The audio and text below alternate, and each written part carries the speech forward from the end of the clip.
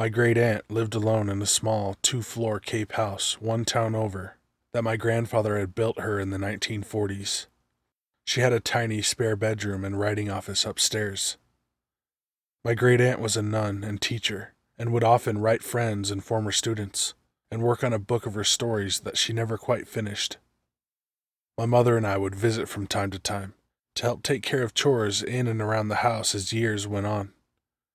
When I left for college, my mother started visiting more often. No sense in us both being alone, she told me. While I was away, my great-aunt started showing signs of dementia that progressed steadily. It started with stories she'd tell us 1,000 times, so we already knew them well. One story would start when she and my grandfather were kids, but then resolve somehow when she was an adult. Basically, she'd combine two unrelated stories into one, which would leave her confused. She also started forgetting to eat and take her meds, and would crank the heat in the summer to the point where she'd be dehydrated. Some days were worse than others, so when I finished college, we started visiting nearly every day, as she absolutely refused going to an assisted living home. We set up Meals on Wheels, and asked some of her friends and former neighbors to come by, so we weren't the only ones visiting. My mother and I convinced her to start writing in the kitchen, rather than upstairs, to prevent a fall on the steps. Without a reason to go upstairs, we shut off the old second-floor heaters and closed the over-painted squeaky door.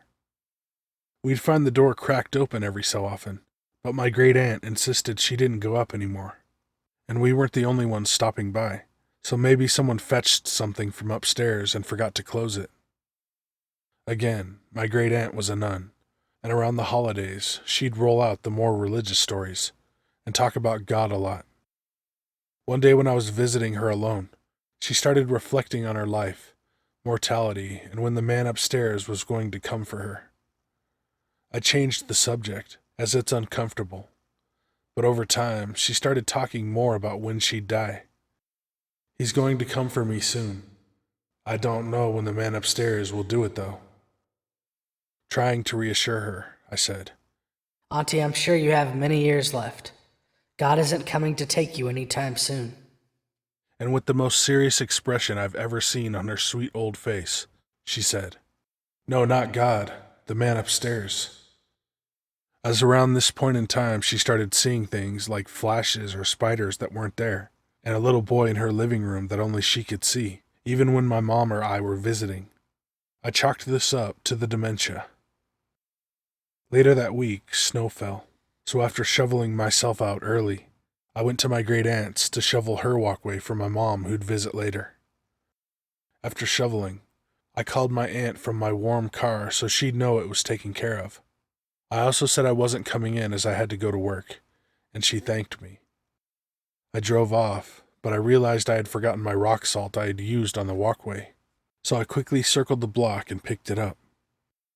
As I was reaching for it, I saw something out of the corner of my eye. The second-floor light in the old writing office had turned on. I glanced quickly, then pretended I didn't see it. I got in my car and went down the road a short way, confirming in my mirrors it was on. I called my mom. Can you call Auntie and see if she has company over? Don't say I asked. Also, let me know how long it takes her to pick up. My mom called back almost immediately. No, she doesn't have company over. Not this early. And she picked up right away. Mom, you need to call the police. The light upstairs turned on after I talked to her. There's no way a 95-year-old lady hung up, hustled upstairs, and then back down to pick up your call. There was no phone hooked up on the second floor. As my mom called the police, I called my aunt. Hi, Auntie, I almost forgot. You have a doctor's appointment today. I'll come pick you up. We can grab a hot chocolate before we head over. I parked my car in front of the house and acted as normally as I could. It felt like an eternity helping her get her housecoat on and get out the door. As I turned the lock, I heard footsteps above us. I helped her into the car, never looking back at the house, too scared of what I'd see in the window. We went down the road a bit, and I called my mom. She was already on her way over and said the police would be there shortly. I told her where I parked. She arrived there, and the police weren't far behind. I flagged down the cop before he got closer, and I told him what I saw and heard. He radioed for 2 more cars. My mom stayed with my great aunt to keep her calm, as police surrounded her house. I gave them the keys to the doors, and 2 went in as the 3rd cop and I stayed outside. After a few tense minutes, the 2 officers returned with a disheveled, gaunt man in handcuffs. "Oh, the man upstairs," my aunt said to my mother, as they fought the crazed man into the back of one of the cruisers. My great aunt had apparently let the disturbed homeless man in, thinking he was Meals on Wheels or something, and he had been secretly living upstairs. She was confused if he was even real. When we were allowed back in, we saw that the upstairs was a mess. Garbage, rotting food stolen from the kitchen. The amount of filth was scary. The creepiest things were the notes, written many, maybe hundreds of times, and different inks and pencil scrawlings around the writing office window that overlooked her walkway. Was "Go away, don't stay, I'll come down." The back of the door to the stairs had notes too. "She can see me, but you don't," and "I can see you." It was clear he had probably written notes each time someone visited, over weeks and possibly months. My great aunt was temporarily shocked, but it was quickly forgotten given her condition, and would ask about the man upstairs less and less. The homeless man, who was in poor physical and mental health himself, was hospitalized and passed after a few weeks into winter. He had escaped the hospital, but his body was found the day after. He died having succumbed to the cold and exposure. My mom and I told Auntie a couple weeks later when we found out. "Oh, I know. He told me last night. He's upstairs again, but you can't see him now." And at just that instant, my mom and I thought we heard the door to the stairs squeak open.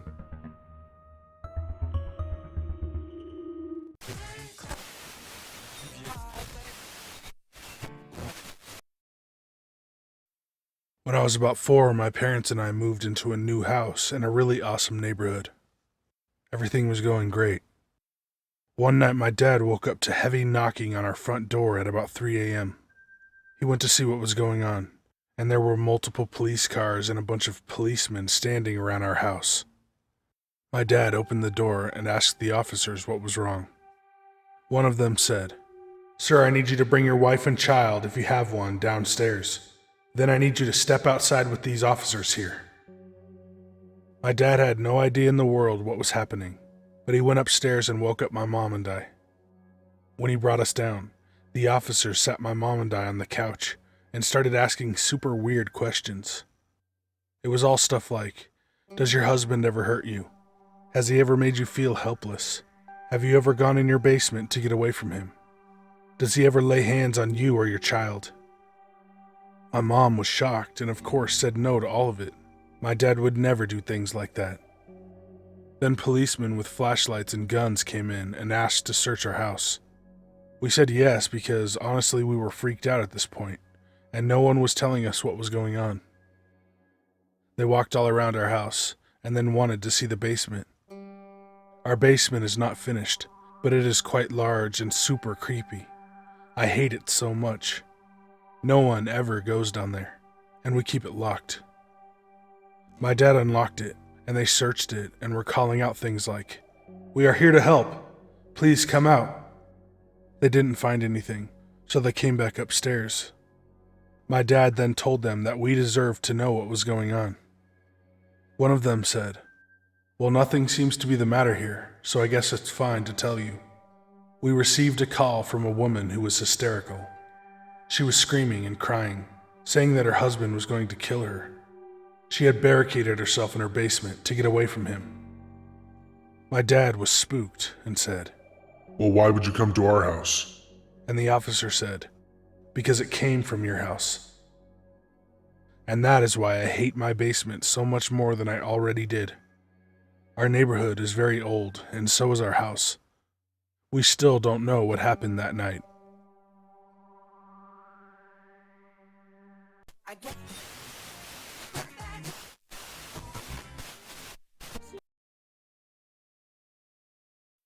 For some background, when I was a child, I would sleepwalk a lot. I would talk to people in my sleep, and I would often scream in my sleep, only remembering glimpses of the night frights I had which caused these things. My bedroom was at the end of the hallway upstairs, and my sister's bedroom was to the right of mine. Every day when the sun went down, I would always sprint past her bedroom door to the stairs, terrified I'd be chased. I felt this way because of the dreams I had. Dreams of a figure in a black cloak covering them from head to toe. In the dreams, I would see the figure standing in the blackness of my sister's bedroom, staring at me. One day as I walked past the room, I glanced in, and my heart stopped.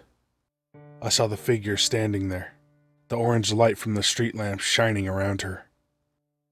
I froze in place, my eyes wide as she gazed into me. I felt a coldness, until my sister's voice said, "What the fuck are you doing?" And I looked to my left to see her at the top of the stairs. I glanced back into the room, and the figure was gone. And that is why I would sprint past it every time it was dark. This happened between the ages of 4 and 7. Then one day, I had one last dream about the figure. It was in the perspective of a parking lot CCTV. The gray image with the white noise fuzzing, as a white line would skim from top to bottom. The whole shebang. The cloaked figure approached the camera from far, my heart pounding harder and harder until the figure reached the camera and pulled down her hood. This was when I discovered it was a woman with long black hair, a clean face and dark beady eyes, and it wasn't a cloak at all, but a long black dress. Now fast forward to me at age 15. My sister has since moved out, and I've spent the past 5 years living in her room now.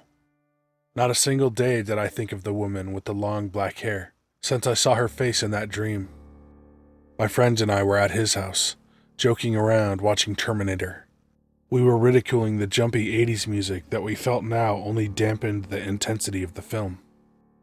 In front of me and to his right were 2 large windows across the wall, looking out into the street. To get to the front doors, you had to walk past these 2 windows. Anyone coming or going, we saw.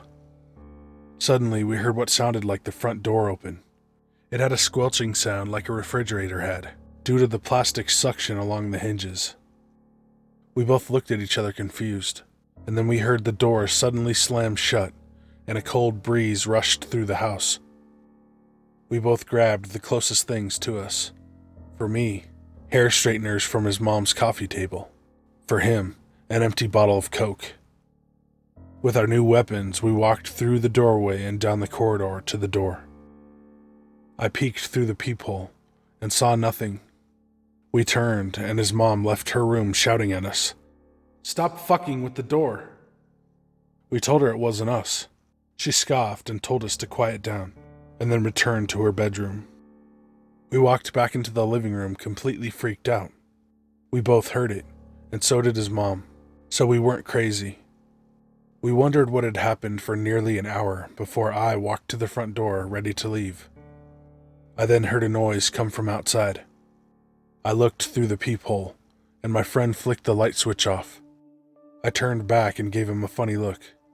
"Don't do that," I remarked, before looking back into the peephole, and suddenly shot back, terrified, as I saw a blonde woman standing in the light of the porch. I screamed and backed away, and I took a breath before opening the door really quickly. The woman stood there looking terrified. Then she asked, "Is Nikki here?" "My friend's mom." We let her in, just a false scare. She wasn't a demon or a ghost, but she wasn't what was here an hour ago. We laughed it off and I went home. Later that night, I was on webcam with a girl I had recently started talking to. We barely knew each other, really. All I knew was she was a religious nut and never lied about anything, and all she knew about me was that I was the class clown at school. We talked for a few hours before my grandmother texted me, asking something about my birthday. Not the date, the specific time I was born. I had no idea, so I walked downstairs to ask my dad. He looked over for a mere moment before answering. "I don't know. Check the baby book." So I did. I found out and texted her back. I stayed and spoke to my dad for a few minutes before returning to my bedroom to talk to my female friend. I sat down and she looked up from her phone and casually mentioned, Your mom was looking for you. Did you see her? "Huh? Your mom. She walked in looking for you. What do you mean?" She came in and looked around for a moment, and as she looked at the camera, I covered mine and looked down at my phone. I looked back up a few seconds later and she was walking out. This was weird for 3 reasons. 1. My mom wasn't home. She was in London for a business meeting. 2. I was with my dad downstairs, who was the only other person in the house. And 3, because when I asked her what my mom looked like, she said a woman with long black hair and a long black dress.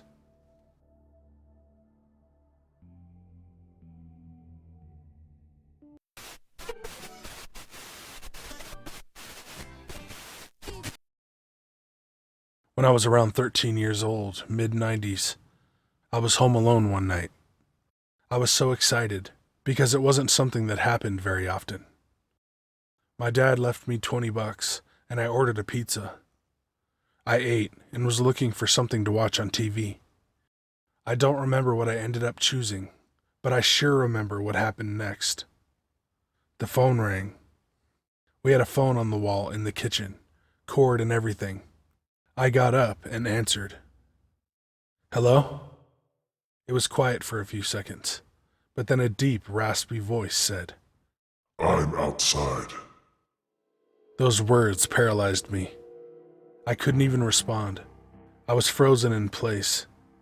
I just stood there listening to this guy breathe. I finally snapped out of it and slammed the phone, but I was afraid to leave the kitchen. My parents were gone. I had no way to get a hold of them. I looked out the window above the sink, but saw no one. I wanted to run and turn off all the lights in the house. If this guy really was outside, I didn't want him to see me. Even more than that, I did not want to see him. My heart might explode. I knew that the house was locked, though. I had already made sure of it, but I didn't have the courage to leave the room. I sat in the corner by the refrigerator, and then the phone rang again. What if it's him? I'm not going to answer. But what if it's my dad checking on me? I slid across the floor toward the phone, stood up, and answered. "Hello?" I'm outside. I hung up immediately. I started to panic. I could feel my heart pounding in my ears. I had to do something. I couldn't just stay trapped in the kitchen all night. Maybe I could get my Nan to come pick me up. I wasn't thinking about how that might put her in danger if this creep really was outside of my house. I dialed her number. It rang several times before the machine picked up. "Nan, I'm really creeped out. Please call me back." I hung up, and a few moments later, the phone rang. "Hello?" "Hi, dear, what's going on?" The relief of hearing my Nan's voice washed over me. "Well, I'm not sure if someone is just messing with me, but a man keeps calling and saying weird stuff." "Oh, I'm sorry, dear." Is he saying he's outside? I didn't respond. I just waited with the phone pressed against my head. I'm outside. I hung up. I couldn't believe it. How was it possible? It was my Nan's voice on the other end. I ducked back down and slid across the tiles back to the fridge. The phone rang, more than a few times, but I did not answer. Sometime later, I heard my parents come into the house. I ran from the kitchen to them. I told them everything. My dad checked outside and all was fine. They called my Nan, and she was very concerned about my message. She said she tried calling several times, but I didn't answer.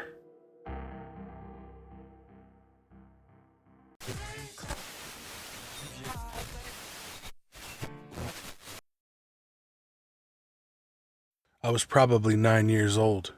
I didn't really know my grandmother and had no interest in getting to know her, because in the times I'd met her with family, she'd make weird remarks and just be creepy in general. This memory is pretty blurry, but I'll try to go off what I remember. My dad's mother is paranoid schizophrenic. Apparently, she told my parents she was taking her meds, but she was lying in order to get me to spend the night. Now, she did not want to hurt me or anything. She loves me, but is just a little loopy. My parents convinced me that it would be all right, and that I could reach them with a phone call, so I reluctantly agreed. When my dad dropped me off there, it was around my bedtime since he had just gotten off work. I sat in the living room with my dad and grandma and talked for a bit, then went to the spare room to sleep. I heard my dad leave and the TV turn off. I was just laying in bed, staring at the ceiling, thinking about stuff, like most kids do. Then I heard talking in the living room. I knew it wasn't my grandpa, since he had been asleep for hours. He got up super early in the morning for work. I realized it was my grandma talking to herself. I couldn't make anything out since the bedroom wasn't very close to the living room. After about 30 minutes of listening to her talk to herself, she went quiet. I laid there and waited for a bit, then heard footsteps down the hall and saw a shadow stop in front of the door. The door slowly cracked open, and I saw my grandma quietly walk in. She knew I was awake and softly shushed me. She stopped for a minute and listened out the window. I could see her hand spazzing out in the moonlight. Her eyes got super wide, and she slowly climbed into bed with me and hugged me tight, continually shushing me and cooing. She whispered into my ear that there were 3 men in the house with guns, and that we had to be quiet so we didn't get killed. After 10 minutes of laying there, scared out of my fucking wits, her lips moved to my ear again. Her voice was cracking a bit, and she said she heard the door close. Then she said, "I love you, sweetheart. If you don't see me again, go to the phone and call the police." She kissed my forehead and crept out the door to check the house for the men. She came back after a few and told me it was okay and to go back to sleep. I heard her walk back to the living room and continue talking to herself. I remember laying in bed just crying. As a 9-year-old kid, I didn't understand that she was mentally ill, and I thought my life was actually in danger. I never told my parents about that, but needless to say, I didn't go back over there again. She's such a sweet lady, and I feel super bad for her, but that night fucked me up. I'll never forget seeing her hand tweaking and her wide-ass eyes. And yes, she is doing better now. She's actually taking her medicine, but I never want to see her again in my life.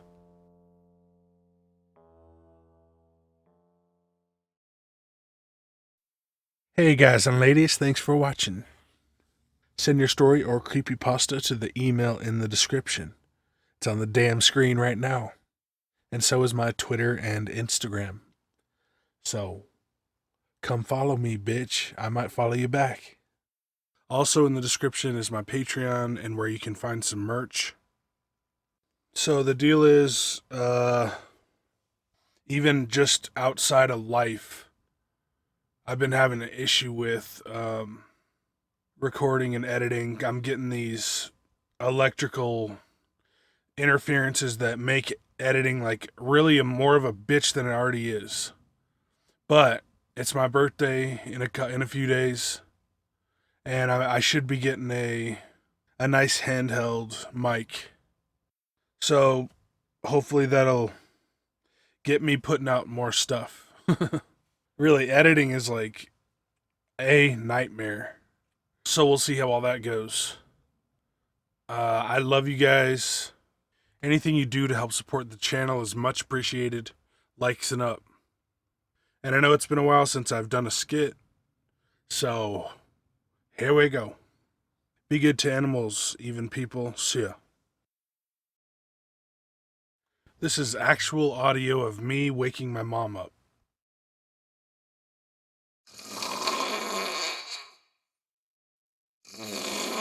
Ma, wake up. Are you awake? Leave me the fuck alone! Don't be so mad. You asked me to wake you up. Remember? No! Yeah, you said wake me up by 7. Oh yeah, bullshit. I'm headed up to here. Up to where? You're like 3 feet tall. God damn it! I'm just joking. You still love me though, right? No! Just a little bit? No! Okay, well, can you say goodbye to the audience at least? No! What's the opposite of yes? No! How do you say no in Spanish? No! My mother, ladies and gentlemen. Fuck you, fuck you, fuck you! Fuck you, motherfucker! Scout, Snamok, Barksbus, Herish. Jesus. You scared the fucking shit out of me. What? Ripley,